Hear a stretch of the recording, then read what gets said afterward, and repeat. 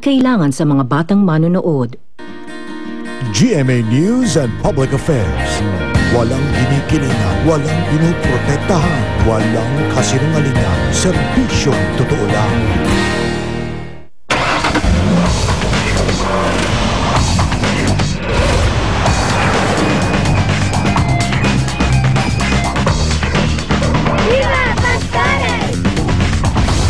Ako po ang inyong kapuso, Jessica Soho.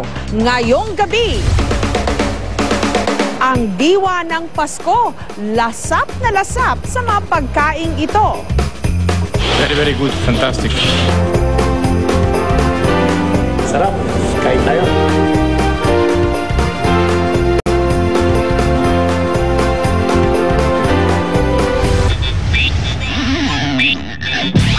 Umaarangkada, humaharurot, ang hari pa rin ng kalsada, Pinoy Jeepney.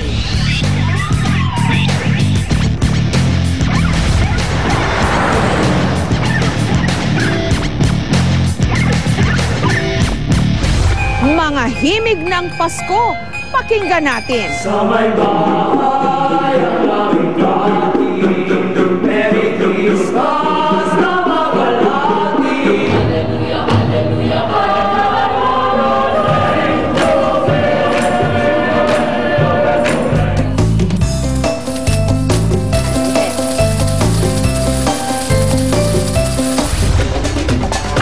Unang Christmas party, paano gagawing mas masaya, kakaiba, at budget-friendly.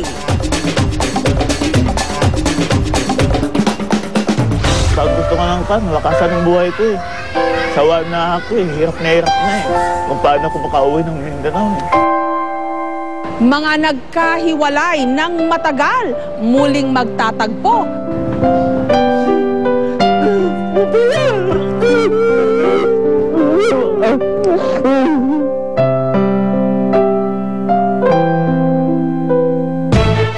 Successful rescue operation. Ay sinasamahan natin sila habang sila ay papunta sa Fort Bonifacio. Just one of the many hotels here in Tuguegarao. Nabugbog na ang buksingerong si Andagan. Except that Peabody is Jessica Soho. Then we dedicate this award. Silver Screen Award for Jessica Soho. Thank you, God, for this honor. Napakalayo ng nilakbay ni Barack Obama.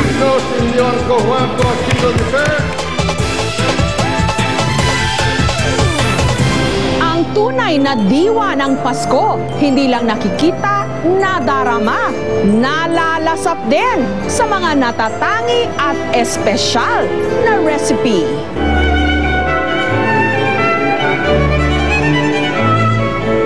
Bilang aginaldo ng isang 5-star hotel sa Makati, sa mga kababayan nating nagbabalik-bayan ngayong Pasko, isang Christmas buffet ang ihahain nila kung saan ang pinakamasasarap na putahing Pinoy nilagyan ng twist. Katulad ng ginataang sugpo sa 3 sili, binagoongan sa kalamansi, at crispy kare-kare. Kasi ang Pasko nga ay malaking celebration dito sa Pilipinas. And then, sabi nga namin, ito yung panahon na maraming balikbayan na umuwi. And a lot of us, gusto nating ipakita, dalhin ng ating mga bisita sa mga kaing Pilipino. Pero dahil bidang-bida ang masabaw na tinola sa isang awiting pamasko, naisipan nilang gawan ito ng kakaibang bersyon. Ang Tinola Paella.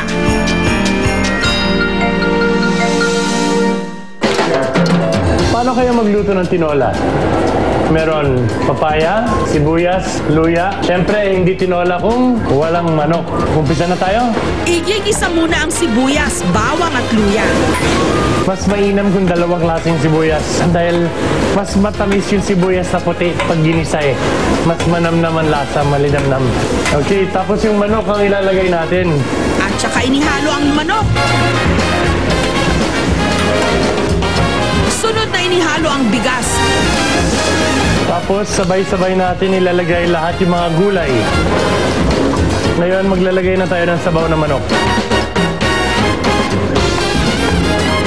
Bubudburan natin ang dahon ng sili. Tatakpan natin ng aluminum foil at hihinaan yung apoy. At saka yung ganitong luto, kailangan medyo maalat. Dahil yung sabaw na-absorb na yung kanin.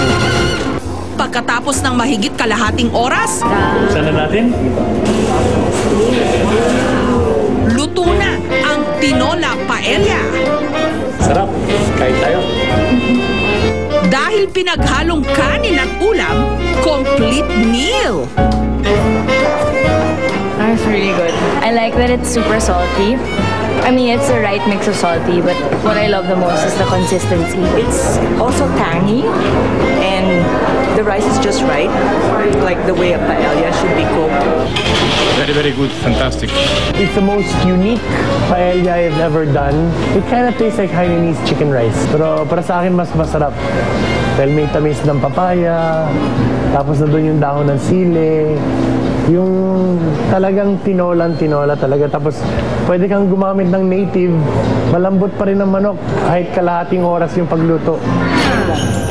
Kapag naman simbang gabi, maliban sa puto bumbong, mawawala ba naman ang bibingka? Gawa ito sa galapong, gata, asukal at itlog na maalat. At iniluluto sa pagitan ng nagbabagang uling. Pero para kay Chef Edward, ang simpleng kakaning ito, pwedeng gawing gourmet sandwich. Grilled ham and cheese bibingka sandwich. Ang mga kakailanganing sangkap, hamon, butter, mango jam, kesong puti at keso de bola. At syempre, ang bibingka. Una munang hiniwa ang bibingka at ginawang korteng kwadrado. Okay lang yung trimmings, no? Kung manghinayin kayo na tatanggalin, pwede na makainin ito, pwedeng snack. Sunod itong pinahira ng butter at mango jam. One side lang, kasi pag parehong side nilagyan natin ng jam, masyadong matamis na yan, no? At saka ipinatong ang hamon. Yung ating ham, pre-cooked na yan eh. So di na natin kailangan lutuin pa yan, no? Then minsan tumitigas pa. And then, ang ating kesong puti. Matapos lagyan ng kesong puti at keso de bola, Then takpan natin ng ating bibig. May salted egg. Yun yung nasa loob. Yan. Then press na tayo ng press. isasalang ito sa kawaling may butter para mag-grill. Then para matunaw yung keso, kunwari wala tayong mga oven sa ating mga bahay, no? Takpan na lang natin para yung keso matunaw. Yan. Yan. Pag nakita nyo medyo okay na yung keso, no? Natutunaw na, okay na siya. Very fast, diba? Pagtapos natin, itayo, lagyan natin ang ating yog. Siyempre, sarap yan, kasama sa bibingka, no? So, ito po ang ating grilled ham and cheese bibingka sandwich. Dahil daw sa sangkap nitong bibingka, hamon at keso de bola, maituturing na rin itong sandwich version ng Noche Buena. Isa sa favorite kong sandwiches talaga yung grilled cheese. Diba? Totoo na totoo din yan eh. Parang pinapan grill mo eh. So sabi ko, ba't di siya ipagsama? Diba? Yung bibingka, yung nagagawin kong tinapay, lagyan natin ng cheese. Tapos syempre, yung mga Pinoy gusto yung yung feeling talaga. Lagyan ko na rin ng ham. Bukod naman sa hamon, ang isa pang star ng Noche Buena, ang keso de bola. Ngunit imbes na papakin o ipalaman sa tinapay ang keso de bola, ginawa itong pampagana o appetizer ni Chef Rain. Kesong patong-patong. Mula sa ginadgad na keso de bola, bubuo si Chef Rain ng mga hugis bilog sa isang baking pan. And then, wag siya masyadong makapal kasi hindi siya magiging crispy. Dapat tama lang. And then, i-oven na natin siya for mga 3 to 5 minutes. At saka tinunaw sa oven. Kapag muli na raw itong tumigas, pwede nang pagpatong-patungin. First is ating ham. Ang unang layer ng keso, nilagyan ng ham at sibuyas. Mga dahon ng arugula naman ang inilagay ni Chef Rain sa ikalawang layer ng keso. At saka pinatakan ng sukang Ilocos. Sa pinakamataas na layer, star-shaped strawberry ang pang-garnish o pang-dekorasyon. natapos na yung Christmas, natapos na yung New Year, nag-Valentine's Day na yung queso de bola nasa ref pa rin. So, nag-isip kami kung anong paraan, anong mga variations yung mga pwedeng gawin sa queso de bola after ng Christmas para makain siya.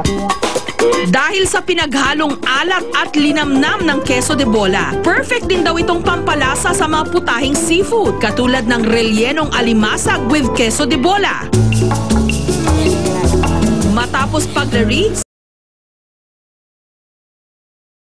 sibuyas, bawang, lemongrass, itlog at queso de bola. Inilagay ito sa shell ng alimasag. Tatrapan natin uli siya ng queso de bola.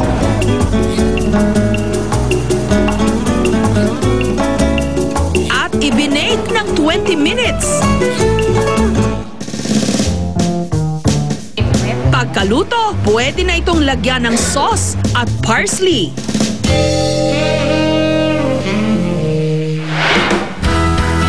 Ang kastanyas na mabenta tuwing Pasko at Bagong Taon, hindi lang pala pinapapak.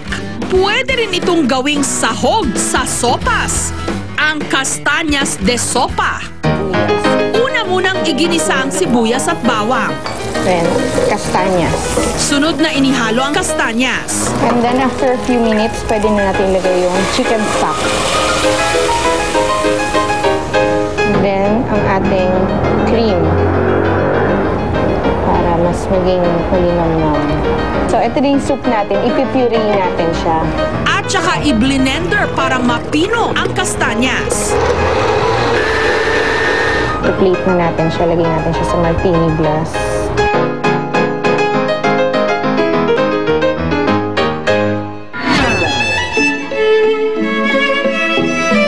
Dahil naman malamig ang simoy ng hangin tuwing Disyembre, masarap syempre pag may hihiguping mainit. Katulad ng mainit na tsokolate o tableya na pwede rin daw gawing filling o palaman ng isang espesyal na Christmas dessert, ang Bicho Bicho Christmas Tree ni Chef Ana. Una munang ginawa ang dough o ang mismong bicho-bicho mula sa pinaghalong harina, itlog, tubig, asukal at pampaalsa. Habang hinahalo, intayin mo lang na maging stringy yung dough. Ayan, ganyan. Habang hinintay natin mag-rise yung dough, gagawa na tayo ng Spanish tablea and Belgian chocolate filling. Tinunaw naman ang tableya at hinaluan ng cream. Pag naging smooth na yung consistency niya, pwede mo na siyang iset aside. Tapos ipapa-cool natin bago natin ilagay dun sa bicho-bicho. After mag-rise ng dough, pwede na tayo mag-start ng mag-fry. And ganyan lang gagawin natin. Hintayin lang natin yan mag-float at saka mag-brown para pag nakuha na natin yung tamang kulay na gusto natin, luto na yung, pwede na natin siyang kunin sa oil, tapos luto na siya.